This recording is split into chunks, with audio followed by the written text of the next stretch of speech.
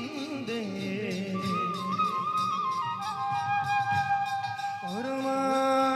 পৰমানন্দ মাধব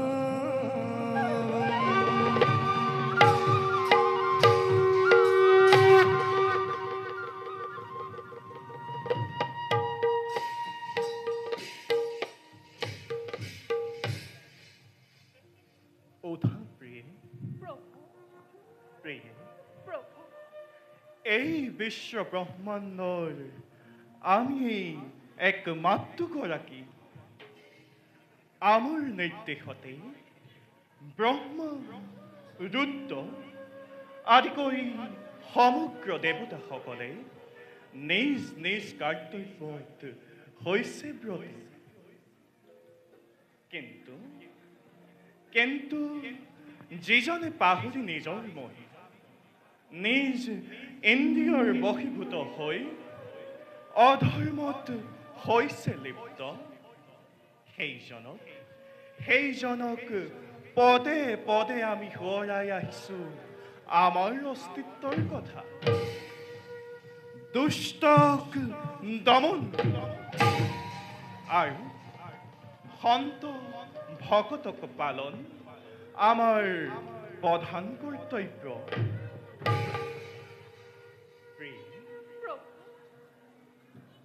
ধৰ্মৰ বিলোপ ঘটি জগতত যেতিয়া অধৰ্মৰ হয় প্ৰাদুৰ্ভাৱ তেতিয়াই আৱশ্যক হয় আমাৰ এক নতুন জন্মৰ দুষ্টক দমন কৰি দেখুৱাওঁ জগতক কিদৰে থাকোঁ মই সন্তৰ পক্ষত দুষ্টক দমনৰ হেতু পুনৰূপী আহিছে এক নতুন আহ্বান জানো প্ৰভু মই আপোনাৰ অনন্ত মহিমাৰ কথা সৃষ্টি স্থিতি প্ৰলয়ৰ গৰাকী আপুনি আপোনাৰ ইচ্ছাতে সমগ্ৰ বিশ্ব ব্ৰহ্মাণ্ড হয় চালিত কিন্তু প্ৰভু মায়াবদ্ধ জীৱগুণে নোৱাৰে বুজিব তোমাৰ মহিমা সেয়েহে নিজ বলে বলিয়ান হৈ পৃথিৱীৰ জীৱকুলে গুণাকৰে শক্তিমান নিজেই নিজকে সঁচা কথা প্ৰিয়ে মিছ গৰ্বত গৰ্বিত হৈ দুষ্ট দানৱৰ অত্যাচাৰত বহুমতীও হয় জৰ্জৰিত তেতিয়াই আহে আহ্বান আমাৰ প্ৰতি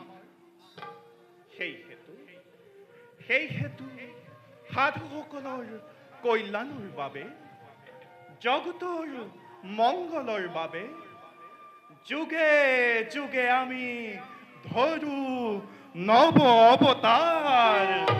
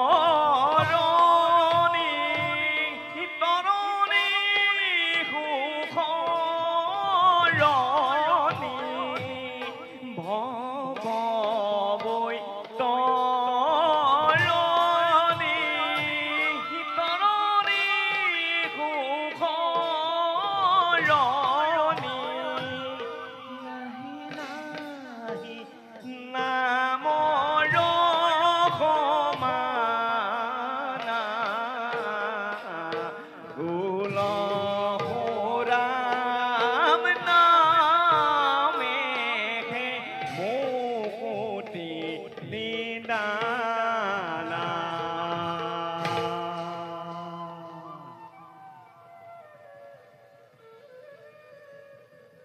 নাৰায়ণ নাৰায়ণ নাৰায়ণ প্ৰভু নেকিনি নাৰদৰ ভক্তিপূৰ্ণ সেৱা কৰিবা গ্ৰহণ উঠক দেৱৰ্ষি প্ৰভু উপযুক্ত সময়তে দিলেহি দৰ্শন আপোনাৰ আগমনকে অনুভৱ কৰিছিলো নাৰায়ণ নাৰায়ণ হে প্ৰভু অধমৰ উপস্থিতি কিবা সেইটো কৰিলে কামনা তুমি দেৱৰ্ষি জগতৰ জীৱ শ্ৰেষ্ঠ মানৱে নিজ অহংকাৰত মত্ত হৈ শেষ কৰিছে ধৰ্মৰ মহিমা দেৱৰ্ষি পাহৰি হিতাহিত জ্ঞান নিতে নিতে অধৰ্মৰ কৰিছে সূচনা নাৰায়ণ হয় প্ৰভু আপুনি স্বাৰ্থত মাথো নিমজ্জিত এই মত্তৰ মানৱ মায়াত আবদ্ধ হৈ কতজনে পাহৰি যায় ধৰ্মৰ মহিমা তাৰে নিদৰ্শন হ'ল সুৰক্ষণ ৰাজ্য ৰজা মহাভক্ত চিত্তকেতু ৰায় পুত্ৰৰ মুহূৰ্ত পৰি তেওঁ হৈছে অত্যন্ত ব্যাকুল প্ৰভু দেৱৰ্ষি অকল মৰ্ত্যৰ মানৱেই নহয় মত্তৰ মানৱ নহয় স্বৰ্গৰ দেৱতাসকলেও দেৱত্ব কৈ পৰিহাৰ নিতে নিতে অধৰ্মৰ কৰিছে সূচনা নিশ্চয় সেই দেৱগণ মহাচন্দ্ৰে অন্ধ হৈ বিশ্বৰূপ মহামণি কৰি অষ্টাঘাতে অধিক হৈ ঘৃণিত কাৰ্য কৰিছে সঁচাই প্ৰভু প্ৰভু বুজা নাই মই দেৱৰ্ষি নাৰদৰ কথা কিবাদৰে বিশ্বৰূপ মহামুনি কৰিলে নিধন প্ৰিয়ে প্ৰভু শুনা তেন্তে মহৰ্ষি তস্তাৰ পুত্ৰ বিশ্বৰূপ মণিয়ে পৌৰোহিত্য কৰিছিল দেৱৰ যজ্ঞত নিশ্চয় আৰু মহৰ্ষি তস্তাৰ তনয়ে দেৱৰ যজ্ঞৰ অঞ্জলি দানৱক কৰিলে প্ৰদান আৰু সেই হেতু দেৱৰাজ হৈ ক্ৰোধান্বিত অস্তাঘাতে বধিলে ঋষিক নাৰায়ণ দেৱৰ হিতে অনুষ্ঠিত হোৱা যজ্ঞৰ অঞ্জলি বিশ্বৰূপ মহামুনিক কৰিলে প্ৰদান তেন্তে প্ৰভু নিজ দুখৰ প্ৰতিফল পালে বিশ্বৰূপে প্ৰিয়ে প্ৰভু প্ৰকৃততে দোষ নাছিল বিশ্বৰূপৰ গাত বিশ্বৰূপ মণি আছিল জাতত অসুৰ কিন্তু সৰ্বগুণে বিভূষিত হৈ ব্ৰহ্মত্ব লাভ কৰিলে অনায়াসে সেই হেতু নিজ জ্ঞাতি দানৱক অঞ্জলি কৰিলে প্ৰদান প্ৰভু ব্ৰহ্ম হত্যা মহাপাপৰ ফল কিদৰে ভোগ কৰিব ইন্দ্ৰই প্ৰিয়ে প্ৰভু তাৰ প্ৰতিকাৰ হব অনতি পলম বিশ্বৰূপৰ মৃত্যুত অতিশয় মন কষ্ট পাইছেতো স্থায়ী আৰু সেই হেতু আয়োজন কৰি মহাযজ্ঞৰ আহ্বানিছে জনম পুত্ৰৰ প্ৰভু যদিও বা বিশ্বৰূপৰ নহয় পুনৰ জন্ম দি এক নতুন পুত্ৰৰ তৰ্পশূন্য কৰাব লাগিব ইন্দ্ৰৰ প্ৰভু আৰু তেতিয়াই হব দেৱৰাজৰ হস্তগত বৰ্য নামৰ এটি মহাস্ত ৰজ্য মহাস্তৰ কিদৰে কৰিব স্বজন দেৱ প্ৰভু মহামুনি দধিচিৰ অস্থিৰ দ্বাৰাই বিশ্বকৰ্মাই নিৰ্মামিব বৰ্য যতনেৰে প্ৰভু বৰ্যাঘাতে বিদ্যাসুৰ হবহত দেৱেন্দ্ৰৰ হাতত আৰু দেৱৰাজে বধিব বিদ্যাসুৰক তাৰ সূচনাৰ মই কৰিছো আয়োজন দেৱৰ্ষি কোৱা প্ৰভু আপুনি অনতি পলমে গৈ সুৰসেন ৰাজ্যৰ ৰজা চেতকেতুক শিৱলোক দৰ্শনৰ পৰামৰ্শ কৰকগৈ প্ৰদান ভাল প্ৰভু দাসে তেন্তে এতিয়া বিদায়হে মাগিছো ঈশ্বৰ পৰম ব্ৰহ্ম সচ্চিদানন্দ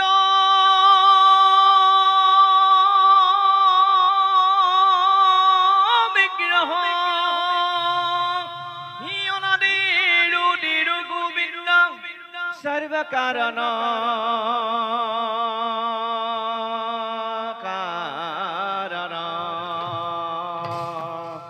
সর্বকারণ কারণ সর্বকারণ কারণ সর্বকারণ কারণ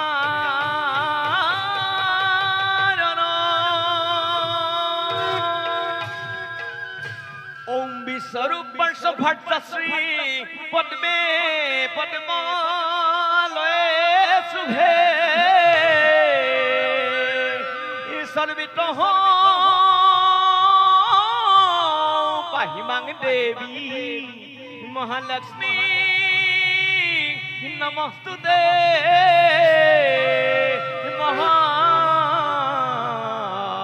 মহালক্ষ্মী নমস্তুতে মহালক্ষ্মী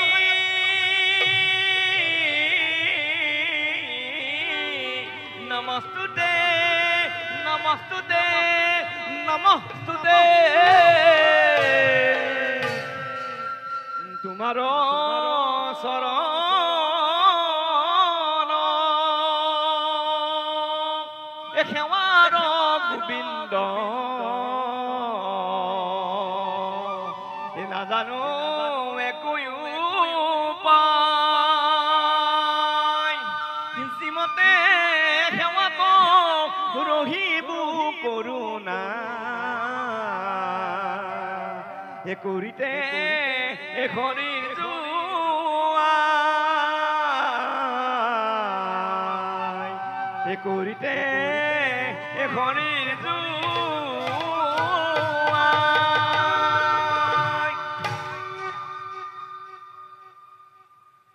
তোমাৰ চৰণ সেৱাৰ গোবিন্দ নাজানো একোই উপায় শ্ৰীমতে সেৱাত ৰহিব কৰোণা কৰিতে হৰিৰ জুৱাই এ হৰি ৰাম ৰাম ৰাম কৃষ্ণ ৰাম ৰাম ৰাম হৰি ৰাম ৰাম ৰাম কৃষ্ণ ৰাম ৰাম ৰাম হে ৰাম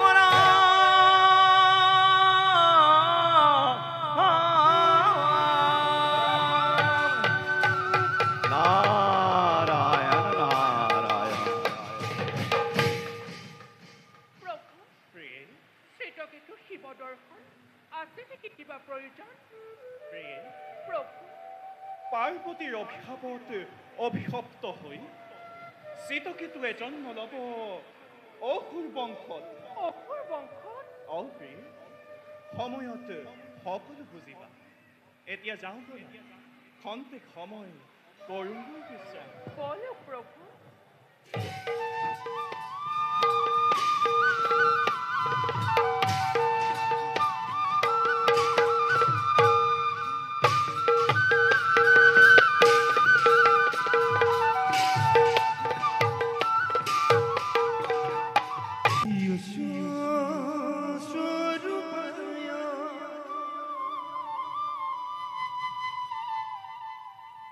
स्वरूपाय ভৰায় পিনাক হস্তায় সনাতনায়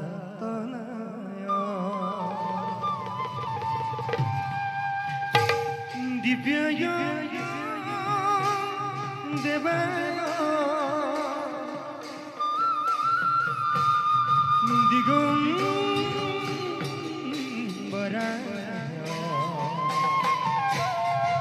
তস্मै জকাৰায় নমঃ শিবায়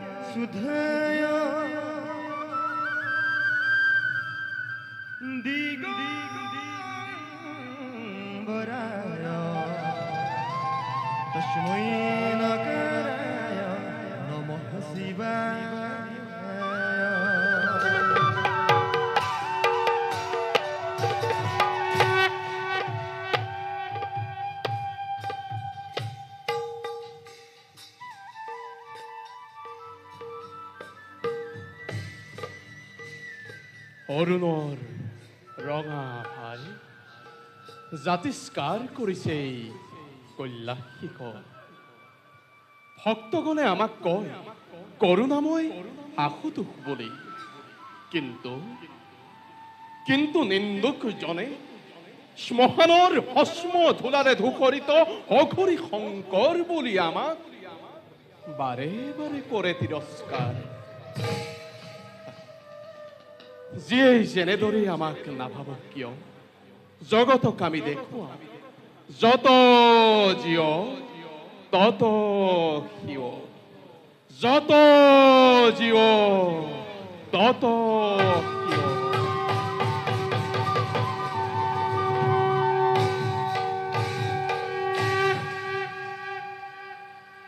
যাওঁ এবে ধ্যানৰ সময় মোৰ ফল সমাগত এবে মই সংগই ধ্যানস্থ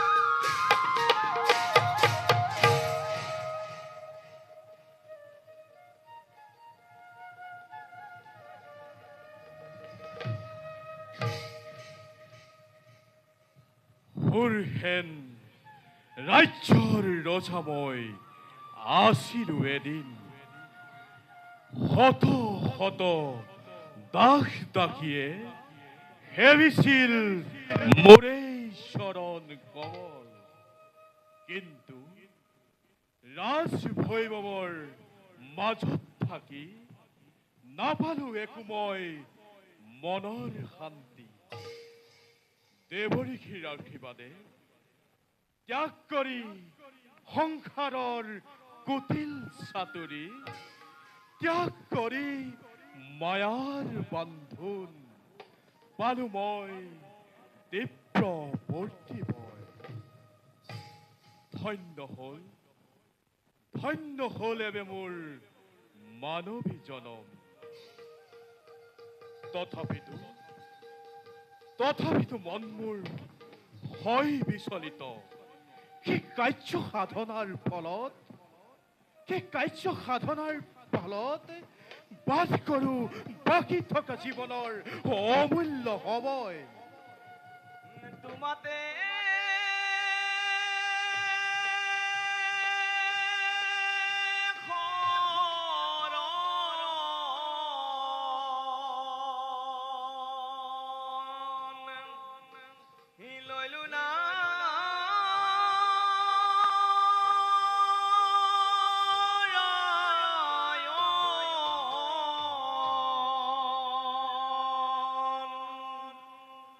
দিয়া চৰণ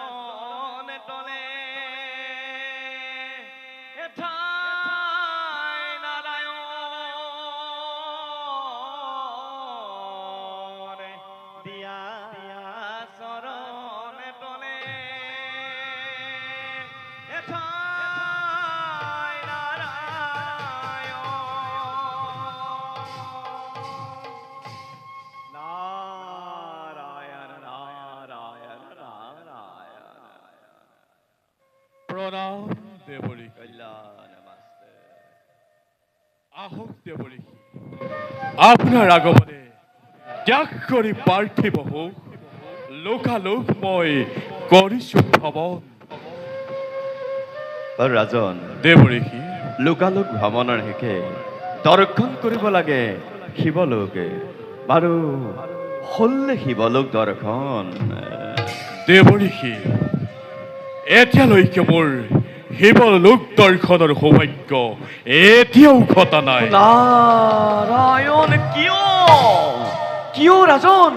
দেৱৰী অতি শীঘ্ৰে তুমি শিৱলোকে কৰা গমন যোগেশ্বৰৰ সময় কৰি আলোচনা মুক্ত কৰা তুমি সৰগৰ পথ। দেৱৰী মই কিন্তু এতিয়া বিদায়হে মাগিছো। দেৱৰী। নাৰায়ণ নাৰায়ণ।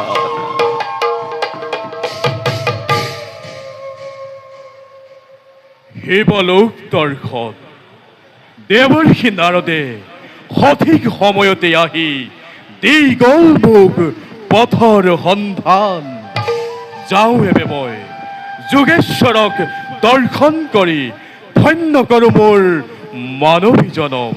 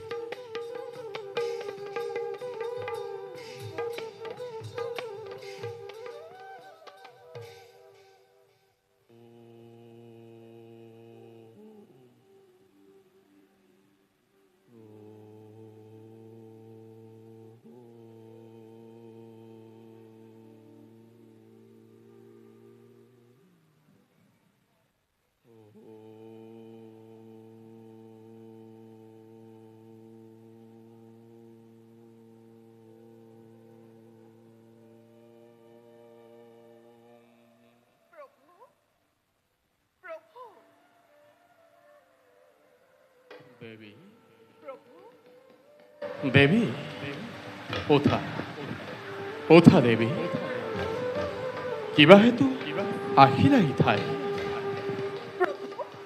অকাৰণে অহাৰ বাবে হ'ল যদি ধ্যান ভংগত হ'ব সৰ্পদোষ মাৰ্জনা কৰিব অৱনা পাৰ্বতী ওঠা দেবী প্ৰভু অনুমতি পালে আপোনাৰ এটি কথা ব্যক্ত কৰিব খোজো মই ব্যক্ত কৰা দেবী হে প্ৰভু কওকচোন এই চৰাচৰ ব্ৰহ্মাণ্ডৰ ভিতৰত কোন শ্ৰেষ্ঠ আৰু কোন নিকৃষ্ট প্ৰভু দেবী উৰণ বুৰণ গজন আৰু ভ্ৰমণ এই চাৰিমুঠি জীৱৰ ভিতৰত মানৱেই শ্ৰেষ্ঠ বুলি হ'ল বিবেচিত আৰু যিও শ্ৰেষ্ঠ মানৱৰো আছে তিনিটা ভাগ প্ৰভু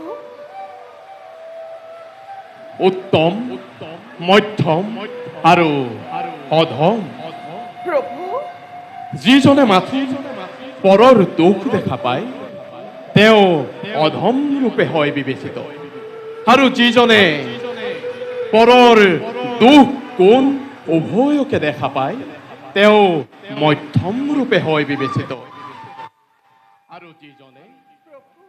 আৰু যিজনে পৰৰ গুণ দেখা পায় মাথোন তেওঁ উত্তম ৰূপে হয় পৰিচিত হে প্ৰভু দেৱী মানৱৰ মধ্যে উত্তম আৰু অধম কিবাদৰে কৰিব নিৰ্ণয় কওক প্ৰভু সবিশেষ ভাঙি দেৱী প্ৰভু কৰ্তব্যৰ দ্বাৰা উচ্চ নিচ নিৰ্ণয় কৰা হয় হে প্ৰভু বৰ্তমান মানৱৰ মাজত আছে জানো কিবা নিবেদন আছে আছে দেৱী প্ৰভু কেতিয়াবা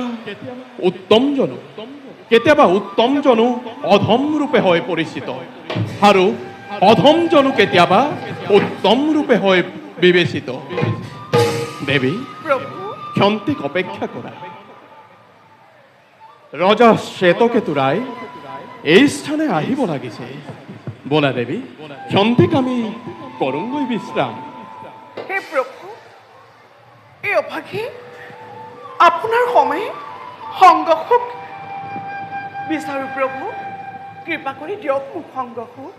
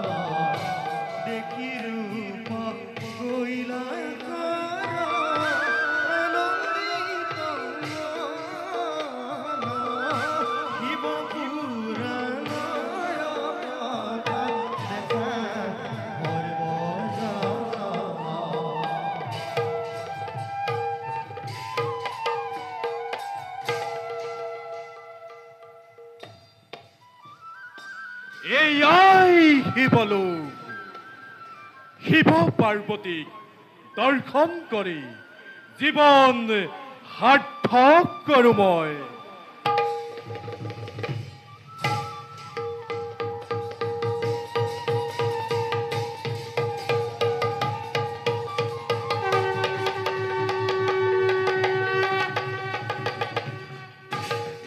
কি সন্মুখতে দেখো শিৱ পাৰ্বতীক পাইছো হাস্ত অধ্যয়নে মদনক যিনি মায়া মুক্ত মহেশ্বৰে আঁতৰাই ৰাখিছে মায়াক, কিন্তু হওয়া দিন দুপৰতে কোলে লৈ পাৰ্বতীক সাধাৰণ মানৱৰ দৰে কৰে আচৰণ।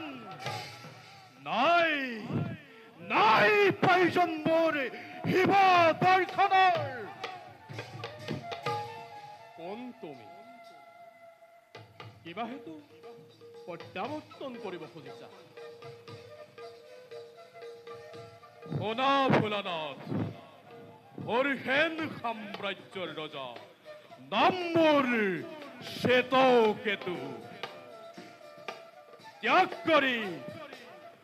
কৰি সংসাৰৰ মায়াৰ চাতুৰি বৈষ্ণৱ ৰূপ ধৰি বিষ্ণু লোক আৰু ব্ৰহ্ম লোক মই কৰিলো দৰ্শন। তাৰ পাছে শিৱলোক দৰ্শনৰ মোৰ, তাৰ বাবে শিৱলোক দৰ্শনৰ বাবে উপস্থিত হলোহি ইয়াত। অভিপ্ৰায় জানো পূৰ্ণ হল ৰাজন? হে ভোলানাথ, শিৱলোক দৰ্শনৰ অভিপ্ৰায় শেষ হল মোৰ। কিন্তু কিয় ৰাজন? বহু আশা কৰি আহিছিলো মই শিৱলোক দৰ্শনৰ বাবে। জানি আছো শাস্ত অধ্যয়নে ত্যাগ কৰি সংসাৰৰ মায়া মহাযোগী ৰূপে তুমি হৈছ বিভূষিত, কিন্তু এতিয়া মই বুজিলো ভালদৰে ব্ৰহ্মথু বিশ্বাস হবাৰে। ৰাজন, কি ক'ব খুজিছা তুমি? কোৱা সবিশেষ ভাঙি। তুমি নুবুজাই স্বাভাৱিক পাৰ্বতী, কামমত্ত হৈছা তুমি শিৱৰ পাশত। তেনেস্থলত কিবা দৰে বুজিবা তুমি শাস্ত অভিমত।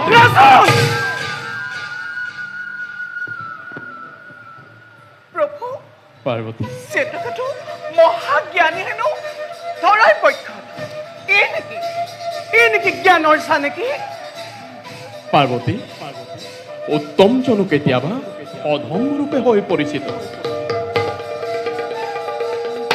শুনা শুনা শ্বেতকেতু, ৰজা হৈ থকাৰ সময়ত তুমি মায়াত আবদ্ধ হৈ পাহৰি পেলাইছিলা চৰাচৰ জগতৰ কথা, আৰু দেৱঋষি নাৰদৰ প্ৰসাদত পালা দিব্য জ্ঞান। এনে দিব্য জ্ঞানী হৈ কিয় তুমি পলাপ বকিছা? হে ভোলানাথ, প্ৰত্যক্ষে দেখি শিৱৰ এনেকুৱা অৱস্থা, এনে ভাৱ মোৰ জাগিছে মনত। শিৱৰ নাম ললে উচ্চাৰণ পুণ্য সলনি হব মহাপাপ। প্ৰভু, ইমানতো কিবা দৰে আচাখ্যান্ত হৈ প্ৰভু দিয়া দেখ সমুচিত প্ৰতিফল দিও অধমক। অতি হৈ স্বামী নিন্দা মই নোৱাৰো সহ্য কৰি থাকিব প্ৰভু, নোৱাৰো। শান্ত হোৱা পাৰ্বতী গোসানী, জনাছে সতীত্ব তোমাৰ পৰপুৰুষৰ সন্মুখত। এনে ভাবে স্বামীৰ কোলাত তুমি কৰিলা শয়ন। এনেহেন মধ্যাহ্ন বেলাত দেখা পাই সন্মুখত মোক নালাগিল নে লাজ পাৰো গোসানী তোমাৰ? আৰু তুমিও ভোলানাথ মত্ত হলা আপোন গৰ্বত। ঠিক শতাধিক বিভক্ত তোমাৰ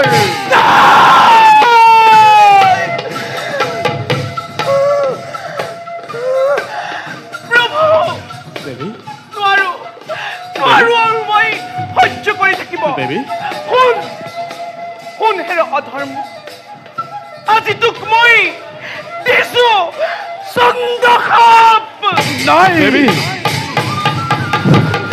যা তই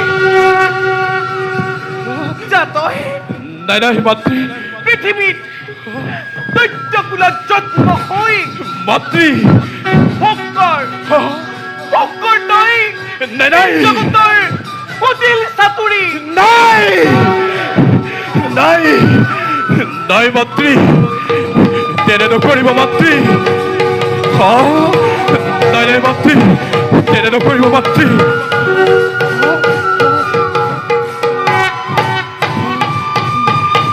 নাই তেনে নকৰিব মাতৃ নাই নাই তেনে নকৰিব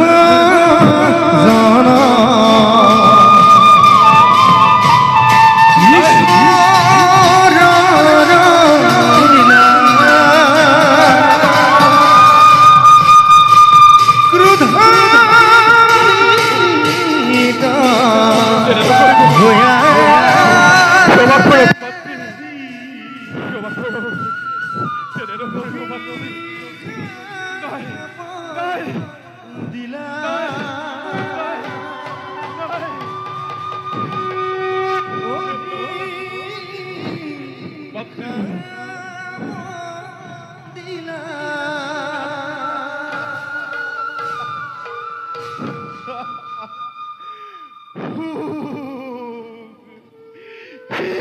কাৰ্য কৰিলো মই অন্ধ হৈ আপোন গৰ্ভত জগতৰ শিৱ মহাদেৱক কৰিলো তিৰস্কাৰ মোক মোক ক্ষমা কৰক মাতৃ ক্ষমা কৰক ক্ষমা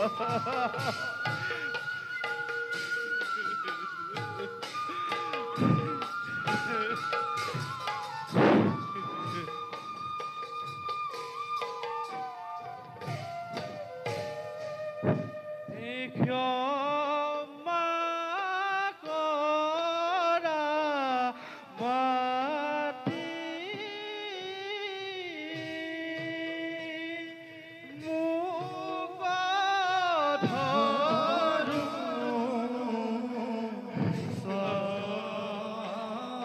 মোক ধৰো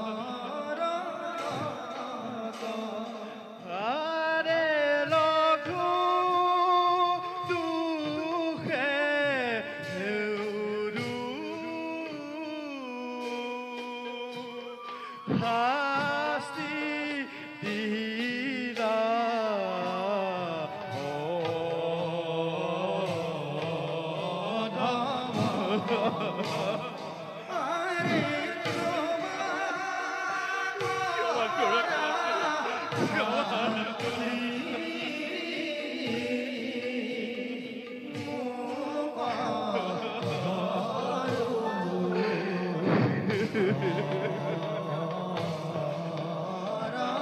ক্ষমা কৰক মাতৃ ক্ষমা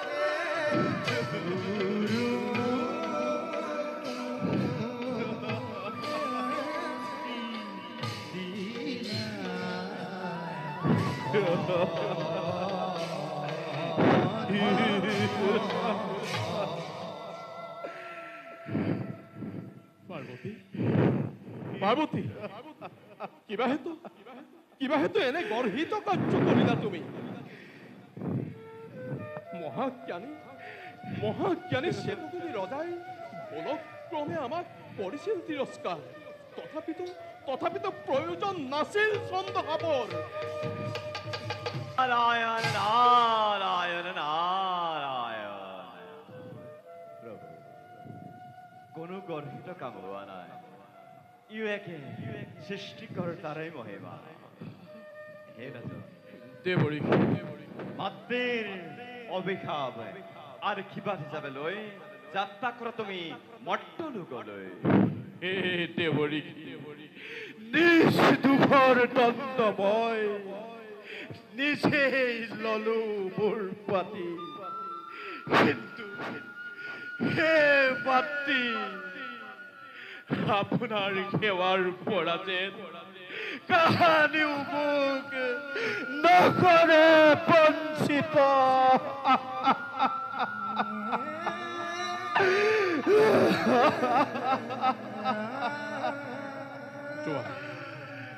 বিদায় ভোলানাথ, বিদায়।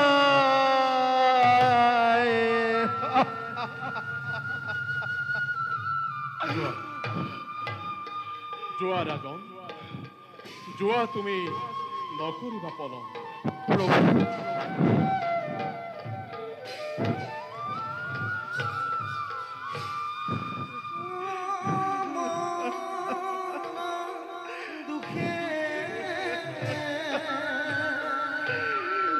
বিদায় মাতৃ।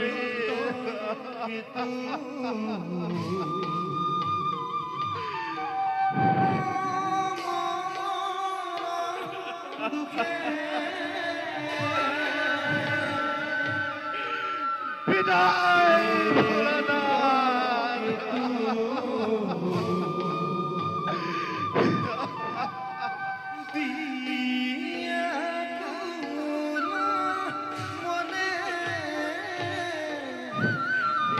বিদায় দেৱৰী।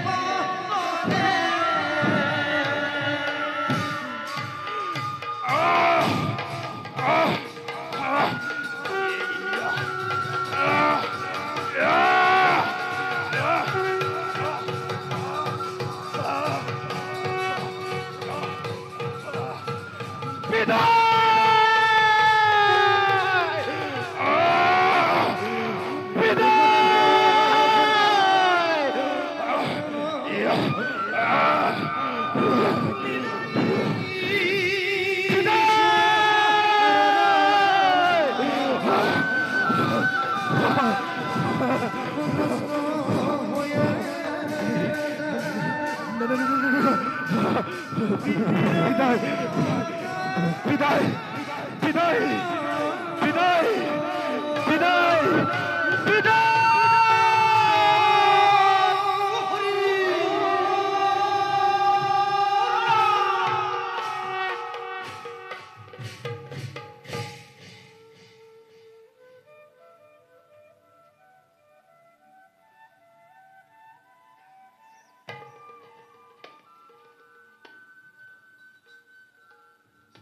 হৰ হৰ মহাদেব, হৰ হৰ মহাদেব, হৰ হৰ মহাদেব। হে প্ৰভু, মাতৃৰ দ্বাৰা অভিশপ্ত হৈ চিত্ৰকেতুৱে পুৰুষৰ ৰাজ্যত বিদ্যা কৰবে নৱ জন্ম। ত্ৰিলোকত ত্ৰিলোকত ত্ৰিলোকতে ঘটাব প্ৰমাণ আৰু দেৱতাৰ দেৱতাৰ লৰাব আসন। নাৰায়ণ নাৰায়ণ নাৰায়ণ।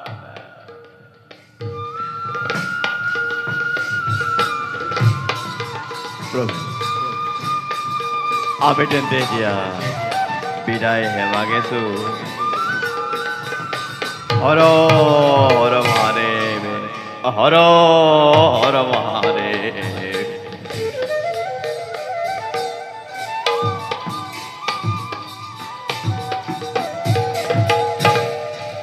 শুনা পাৰ্বতী, প্ৰভু বৃত্তাসুৰ বধৰ হেতু সৃষ্টি হ'ব এটি মহান অস্ত্ৰ। মহান অস্ত্ৰ অ দেৱী, দধিচি মুনিৰ অস্থিৰ দ্বাৰা নিৰ্মিত হ'ব সেই মহান অস্ত্ৰ, আৰু সেই অস্ত্ৰৰ নাম হ'ব ব্ৰজ্য। বৰ্ষ অ দেৱী, সেই অস্ত্ৰৰ নাম হ'ব বজ্ৰ।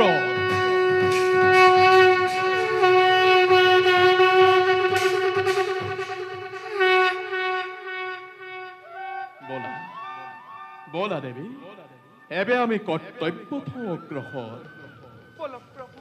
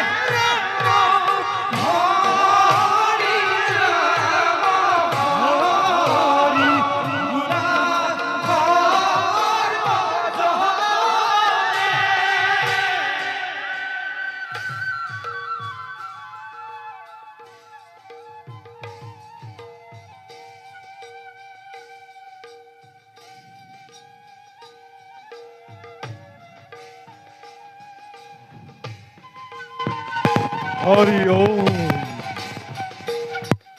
হরি ওম,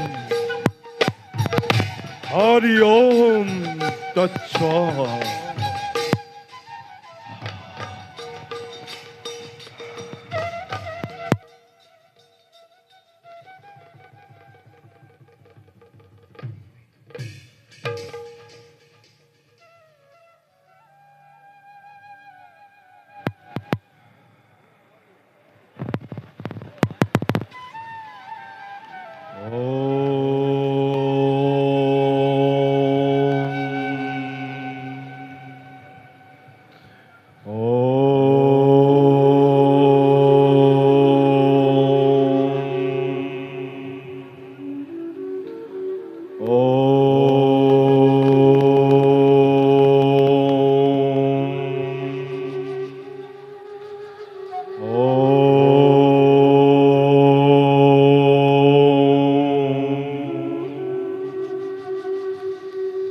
নরম সদৃশং ধ্যানং, নরম সদৃশং ফলং, নরম সদৃশং ব্রতং।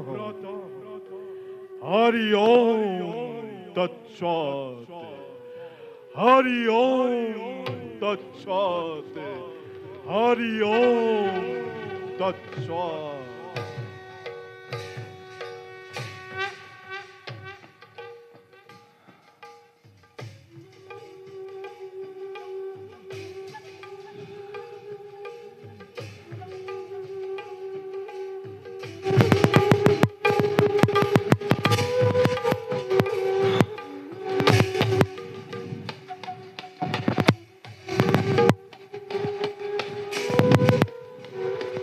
তস্তময় মহা তপুধন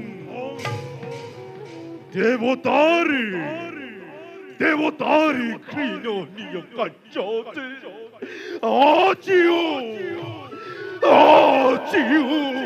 দগ্ধ পরাণ নিষ্মতি অধম দেবেন্দ্রই আয়োজন করিয়েকে মহান যজ্ঞর নিমন্ত্রণ করেছিল পুত্র মোর বিশ্বরূপকে এই যজ্ঞর মূল হোতা রূপে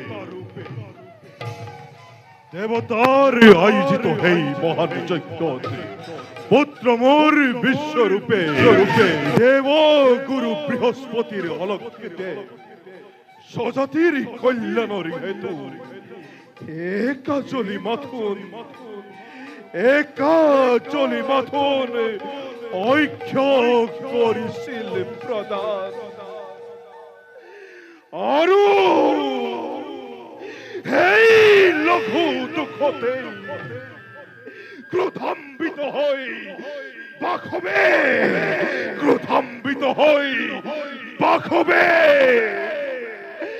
খড়গা ঘাতে মোর পুত্রকে নিধন করি প্রতিপন্ন করিলে দেবতার অহংকার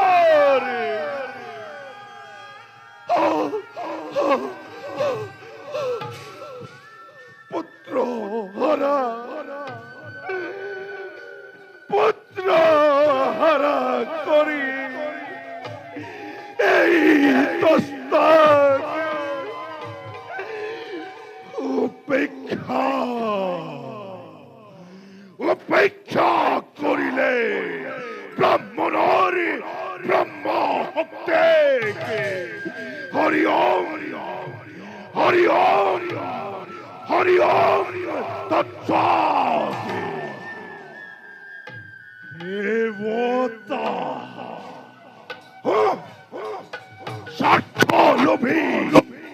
স্বার্থলোভী ব্রহ্মবোধী অবোধ দেবতা তহতকে অমর পুরীর পরা এটা করি চৌরিয়ানি ধুলির লগত মই ডিম মিহলাই তহতরে জন্মভূমি অমরাবতী করে এই তাপক ব্রাহ্মণর কুপানলে করিমে ভস্মীভূত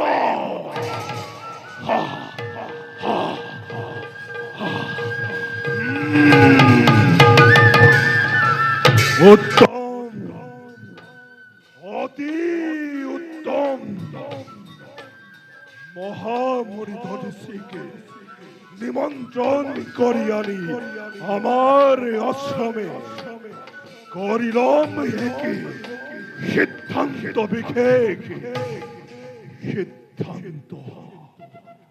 সিদ্ধান্ত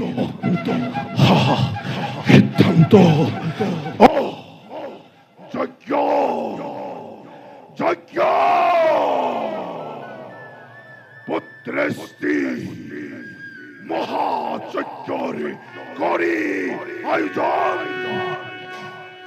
একে মহা ভয়ঙ্কর পুত্রময় করিম স্বজন আৰু এই পুত্ৰৰ দ্বাৰাই স্বৰ্গচ্যুত কৰি দেৱতাকে স্বৰ্গচ্যুত কৰি দেৱতাকে অশান্ত অশান্ত প্ৰাণমৰে কৰি শান্ত দেখুৱাম দেখুৱাম উপেক্ষা কৰা ব্ৰাহ্মণৰ শক্তি কিমান ভয়ংকৰ হৰি ওম তৎসৎ হৰি ওম তৎসৎ হৰি ওম তৎসৎ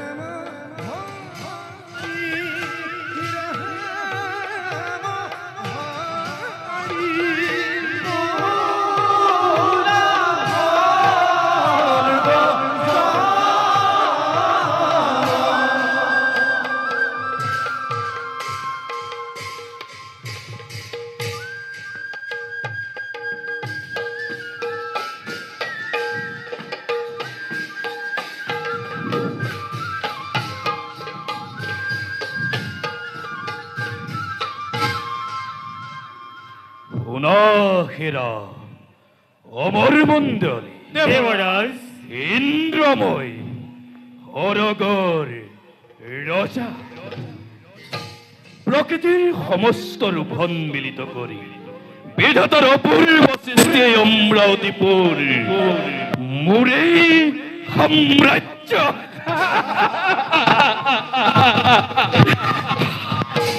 অনিন্দ সুখৰ দ্বাৰা সদা বিৰচিত অমৰাবতীপুৰে মন প্ৰাণ জোৰি কৰা মলয়াৰ মাঝে মাঝে ফাঁকিয়াকে কুকিলৰ মাছ অজস্ৰ ভ্ৰমণে মৌ ৰস পান কৰে সদা কাননৰ মাঝে স্বৰ্গীয় জ্যোতিৰে ভৰায় অমৰাবতীপুৰ দুখে যেন দেবতাৰ অমূল্য সম্পদ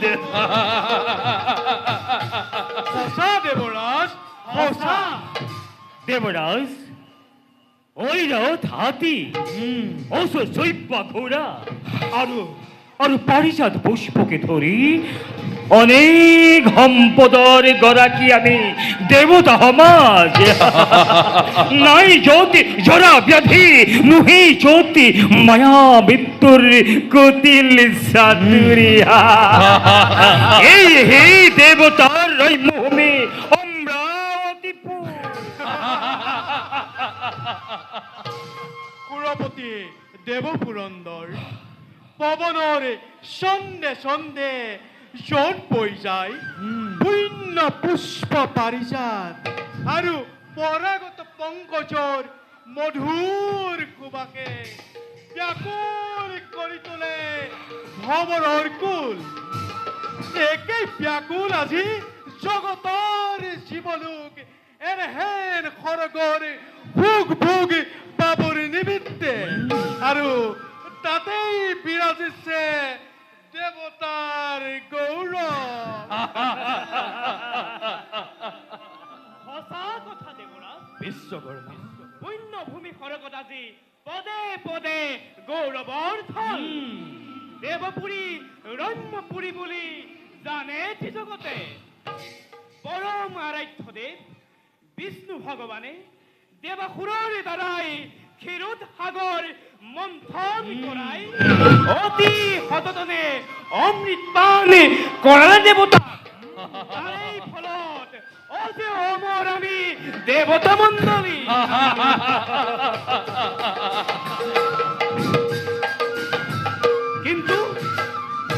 কিন্তু দেৱৰাজ বিশ্বকৰ্মা উধাপানে বঞ্চিত হৈ মন্দ বুদ্ধি পাপমতী অসুৰ সমাজে বাৰে বাৰে স্বৰ্গ ৰাজ্য কৰে আক্ৰমণ সেয়েহে দেৱৰাজ কৰিছো নিবেদন সদায় সতৰ্ক থাকে যেন দেৱতা মণ্ডলী অসুৰক প্ৰতিহত কৰিবৰ বাবে বিশ্বকৰ্মা দেৱৰাজ দানৱৰ সেই আশা কদাপিতো নহব পূৰণ সুযোগ পালেই দানৱক দেৱতাই কৰিব নিধন বাৰু দেৱগণ দেৱৰাজ আজিলৈ সভা ভংগ বুলি মই কৰিলো ঘোষণা বলক দেৱৰাজ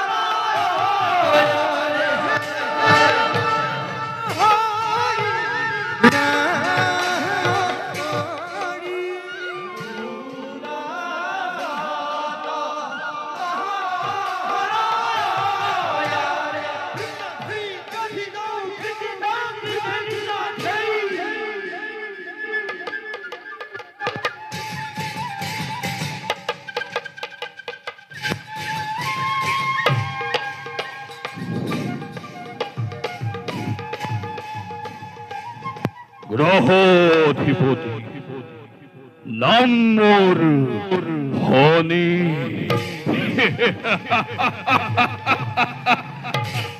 মোৰ এক কটাক্ষত ভস্মীভূত হ'ব পাৰে সমস্ত জগত এটি পলকতে কাৰণ কাৰণ কাৰণ যদি যদি দৃষ্টি মূল তটেই প্ৰলয়।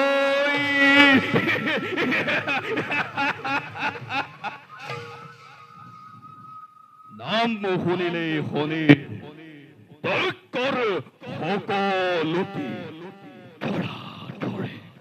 ধৰা ধৰে হৈ কম্পমান।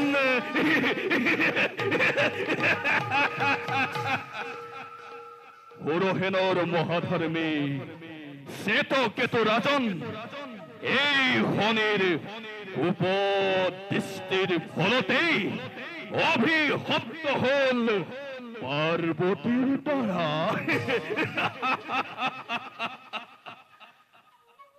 ইতিহাসৰ সোণালী আফাটত এই গ্ৰহপতিৰ শনিৰ নাম জিলিকি ৰব সোণালী আখৰেৰে। কাৰণ অন্য দেৱতা পূজা কৰে মানুহে দৰ্শন পাবৰ বাবে, কিন্তু এই গ্ৰহপতি শনিক পূজা কৰে দৰ্শন নাপাবৰ বাবে। কাৰণ যতেই যতেই দৃষ্টি মোৰ ততেই প্ৰলয়, যতেই দৃষ্টি মোৰ ততেই প্ৰলয়, যতেই দৃষ্টি মোৰ ততেই প্রলয় প্রলয় প্রলয়।